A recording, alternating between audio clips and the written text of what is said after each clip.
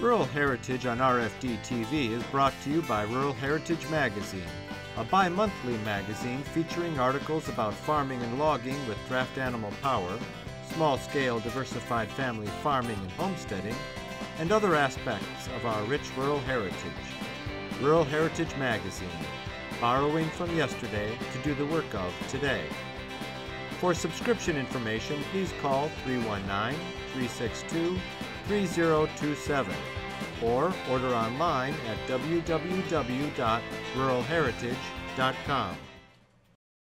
In earlier episodes, we introduced you to some of the land management practices Ken and Martha Laing practice at Orchard Hill Farm in St. Thomas, Ontario. And we went over some of the horse-drawn equipment they use to work the land, prepare seed beds, and plant and harvest a variety of crops. This week, for our final episode at Orchard Hill Farm, we're going to walk about with Ken as he shows us some of the fields of cereal grain on his farm, as well as what that grain is ultimately turned into.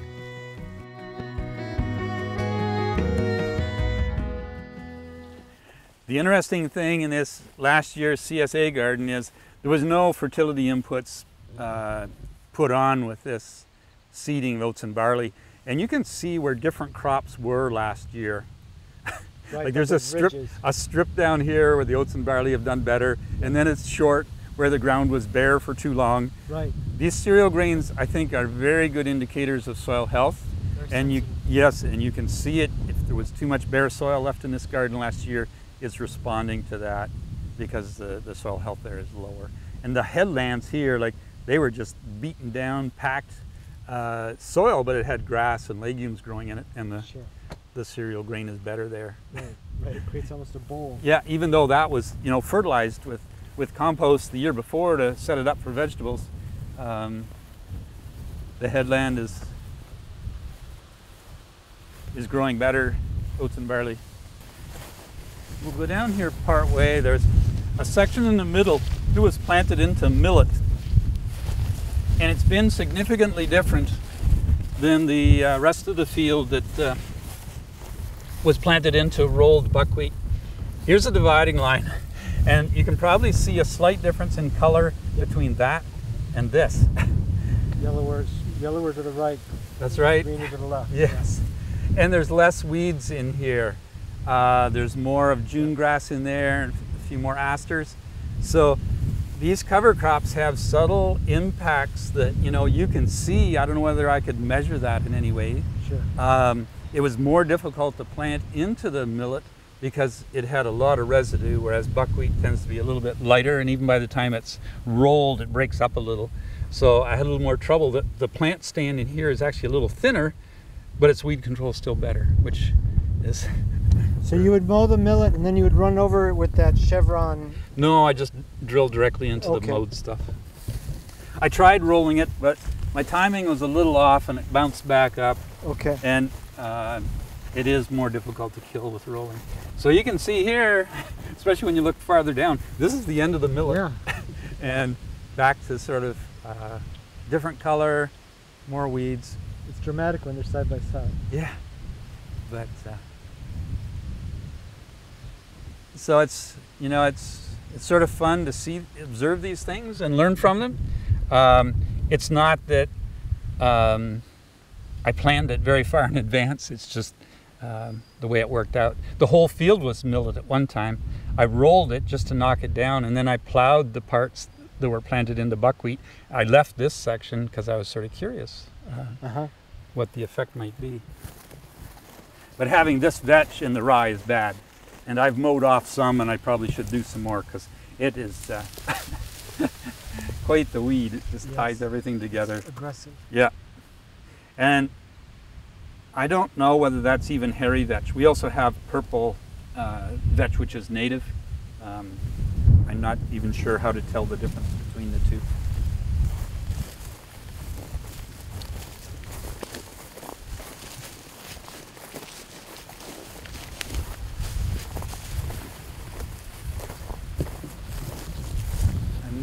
It might be possible with fancy cleaning equipment to separate the vetch from the spelt, but I'm not sure. When you harvest spelt, the hulls stay on like oats or barley, and it's quite coarse, so you might be able to separate it by size, because vetch seed is quite round, little round balls about 1/8 of an inch diameter. So this is a switchgrass field. It's a pure stand of switchgrass. Started out, we were going to harvest it and transfer it to fields with lower organic matter, and we did that for 2 or 3 years. It hasn't been harvested for the last couple of years, and this year we just clipped the tops off with the bush hog, let the switchgrass grow, and we'll graze it off later this year with our custom cows.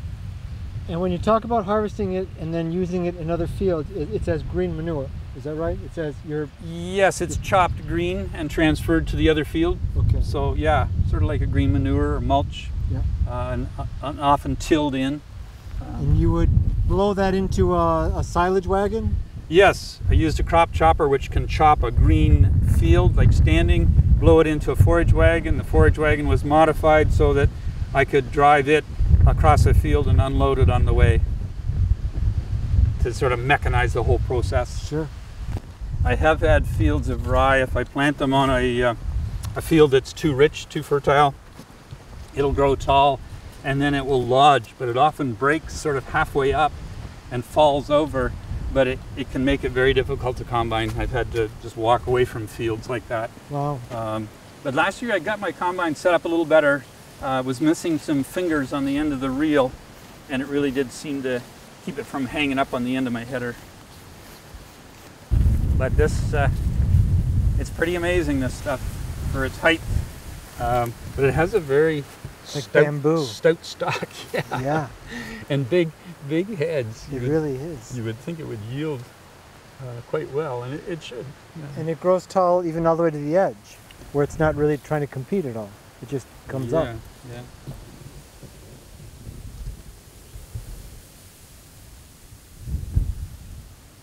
So it's a very old variety called Sangusta. Retired cereal breeder gave me the seed that he had gotten from Estonia. And apparently back in 1837, the king or nobleman was looking all over for a rye that was really good to make bread. And this was the one he chose. And apparently every year they plant a little bit on his grave just to commemorate his choice of this particular rye variety. So it's very old. It's very difficult to keep grains from getting contaminated with each other. Like this is a spelt head growing in there. Oh yeah. Yeah. And this buckwheat, I was a little worried. The buckwheat, I was delayed rolling it because it was so wet last fall. So there are buckwheat plants in here. But they are totally dwarfed by the rye, and maybe they won't even set seed. Well, there is a little seed there though. But they certainly haven't competed much with the rye. Rye is very competitive. It grows very late into the fall, starts growth very early in the spring. So we've often grown it as a cover crop before vegetables just for that reason. And these fields of grain, they're all like the spring cereals have legume and grass seed planted at the same time, so that when I remove that grain, then it'll establish a hay or pasture field. Rye, because it's so competitive, I usually just put red clover under it, and then that will be allowed to grow for a year, and we'll plow that under to supply nitrogen to the next grain crop. You won't harvest the clover at all for forage?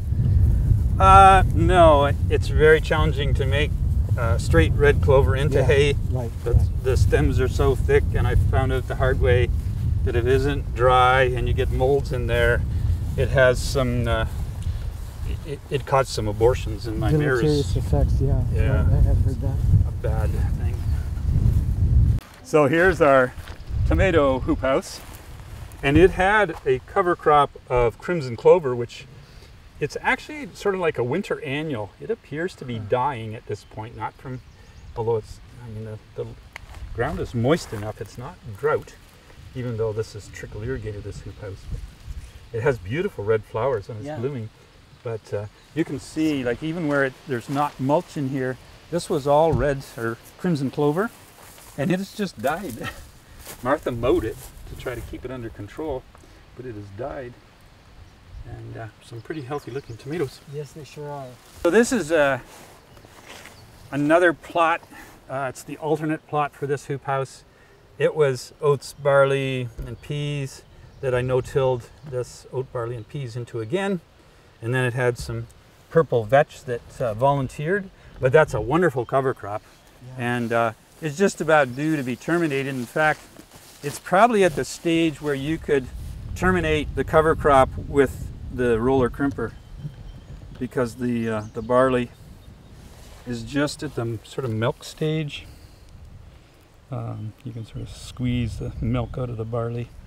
And when you crimp that, roll it, it'll be down.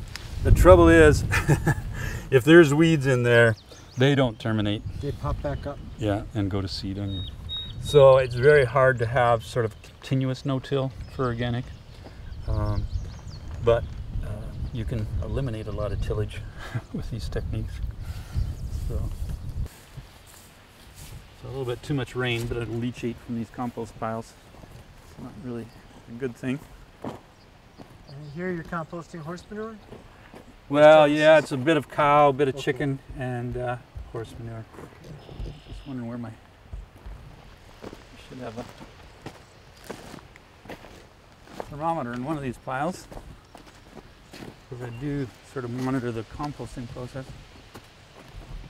So that's a thermometer at the end of a stick? Yeah, well, it's got a 2-foot long stem on it.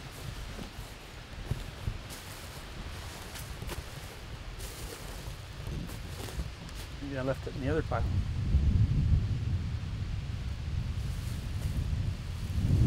You need a remote control transmitter and receiver for your thermometer. Yeah. Probably. We use one in our greenhouse. Yeah. So we've got a oh, it's over here. Oh yeah, there it is. It looks like a giant cooking thermometer. Yeah. Well, actually, I've got one sticking out here, so I don't. This one got turned. So we're running about 125 Fahrenheit. I like it to get up. I'd like it to get up to 150, really, because I want to kill weed seeds. Right. It's a big advantage of thermal composting. Yep. And these are just some ingredients. Sometimes I'll have a pile of spoiled hay down here, wood chips. This is gypsum. Okay. Believe it or not, we have gypsum in Ontario, but it comes from Michigan. And then dolomitic limestone, which is from Ontario. And sometimes I'll mix that with the compost before I spread it if I need calcium, magnesium, or sulfur from the gypsum. You do some round pen training, or this is to corral the cattle? It's my round pen. Yeah, I do round pen training with horses. Yep. But we moved it down here to put the cows in for a day to let them settle down. All right, so tell me the story about how you got started with the horses. You're visiting a friend. Yeah, my friend Tony McQuail up near Godrich, Ontario. He had started farming with horses a few years before we started farming, so we were invited to look after their farm for a couple of weeks while they went away to celebrate Christmas. So I went to Tony's farm, and he showed me how to harness his team in about 20 minutes. Very quick introduction, and then he left. And it was winter, and he had a sleigh, so I hooked up the sleigh every day and went down to the woods and cut firewood. And that was sort of my introduction to driving and harnessing, and I was sort of hooked. And a few years later, I bought my own team in 1980. That was probably about 1976 or so that we were at the McQuails. Did you start off with Suffolks, or you had different breeds? I started off with just grade Belgians. Yeah.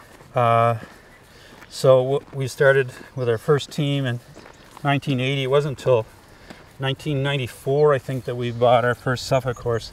In fact, in 1980, I don't even think I knew what Suffolk horses were. Sure. But a neighbor of mine imported 3 from England.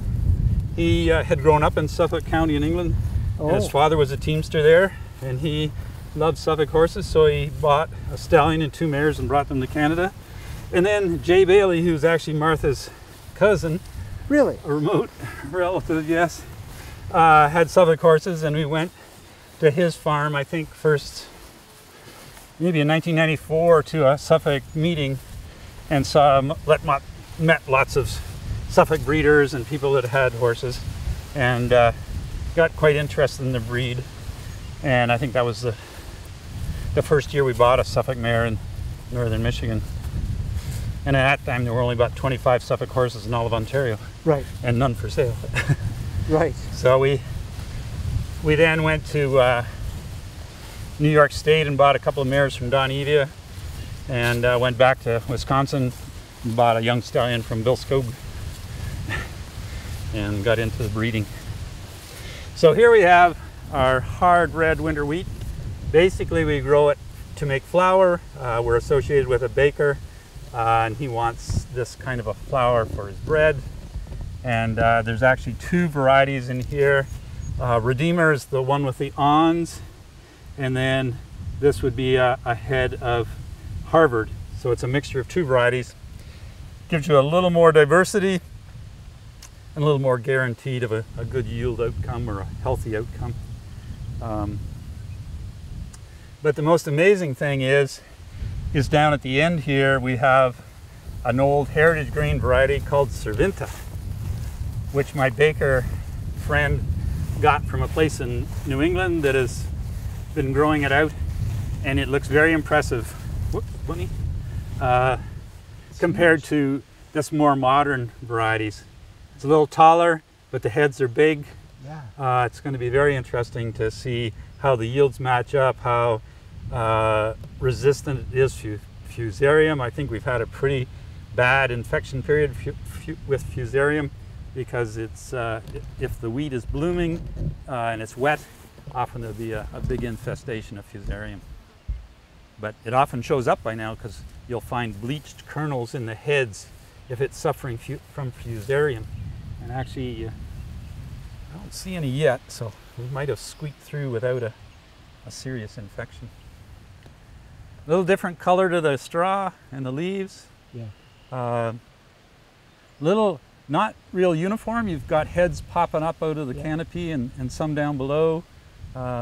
Whereas modern wheat varieties you'll look at the field and all the heads are exactly the same height, and very short, but that's to carry the heavy load of grain without lodging. As these fill out, there's more danger of lodging given the height of it, but it seems to have pretty stout straw. And the funny thing is, this also seems to be from Estonia, Latvia, Lithuania, those Baltic states, and it's a very old variety as well. So, and you know, this has had no inputs of fertility. Wow. It had some cover crop in here last year, but there were some oats and peas over there. This didn't even have oats and peas. It had buckwheat, and then that buckwheat was all rolled, and this was no-tilled into the rolled buckwheat. But no big application of compost or other nutrients. So pretty impressive. It really is, yeah. At one time, this whole field was raspberries. This was one of our raspberry fields. Oh, really? There was actually, there was another raspberry field on the other side. Wow. So it's gone through some different crops. This is our parking lot here. Huh. You miss it? Hmm? You miss it? The public? Yeah, to some extent, because being a retail farm, you always have that connection with the consumer.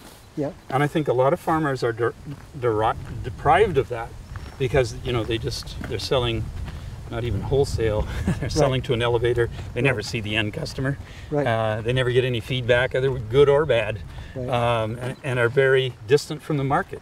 And I think that's led to a food system that's not very good. You know, they get paid by quantity. They don't get paid by quality. I mean, there are some quality factors, but generally, the more tons you have, the better you get paid. Right. So you do everything in your power to increase the tons. Right. Just young farmers may have been apprentices, think they can farm on their own. And one of the challenges is they can only produce so much themselves. and that's usually not quite the economy of scale they need to make a living. And if they can't manage labor, or they can't bring themselves to hire labor, they often fail because of the labor challenge. Sure.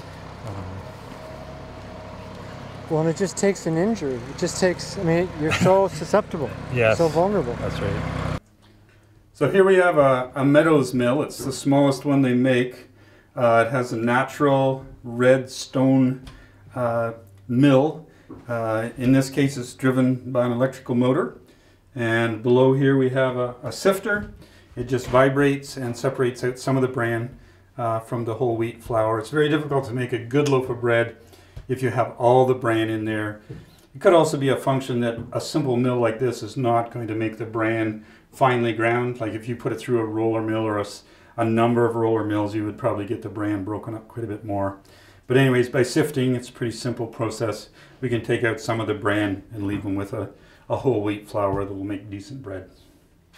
So he's grinding spelt, rye, and then a hard winter wheat in this mill for the different breads he makes.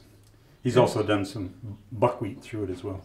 And he used to bake here, but now he takes the grain, the flour elsewhere. Yes. This building is too hot in the summertime, too cold in the winter. Bread making is a very scientific process, so he has moved to a facility in town where he has a lot more control over the environment of those loaves of bread. Yeah, so this is the wood-fired bake oven. So it's what's called a black oven. The fire is started right in the oven compartment. There's a lot of thermal mass. It's well insulated, and as the fire burns right down, they drag out the coals, swab the interior of the oven, and then the bread or pizza is baked right in that oven space where the fire was. And there's a big damper here you can close off to keep the heat from going up the chimney once you're the baking. And when the bread baker was using this oven for bread, he could get about 4 bakes out of one heating. So he could put in one batch, bake it, take it out, let it recover for about a half an hour, then put in 3 more batches in one day. But it only holds about 20 loaves, and he sort of outgrew that fairly quickly. This program is available for purchase. To order your copy, please call 319-362-3027 or visit www.ruralheritage.com. Rural Heritage is a bi-monthly magazine dedicated to draft animal farming and logging, as well as other aspects of our rich rural heritage. It is published by Mishka Press, which also offers a complete line of Back to the Land books, DVDs, and calendars. Call or write for a catalog or subscription information, or visit our website at www.ruralheritage.com.